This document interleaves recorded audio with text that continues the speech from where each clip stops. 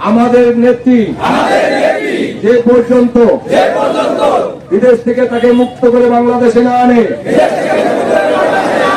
সেই পর্যন্ত আমরা কোন সরকারের সহযোগিতা করব না। আমাদের যত ধরনের যত হুমকি ধামকি আসুক আমরা সাহসের সাথে মোকাবেলা করব। আমরা কোন জায়গায় থানার মধ্যে যখন শুনবো কোন অরাজকতা সৃষ্টি হয়েছে আমাদের জীবন বাজি রেখে সেখানে যাওয়ার জন্য আমরা প্রস্তুত থাকবো।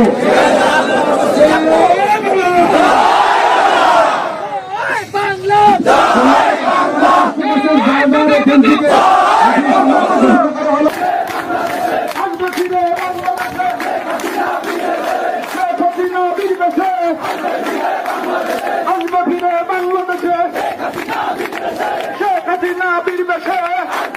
বাংলাদেশে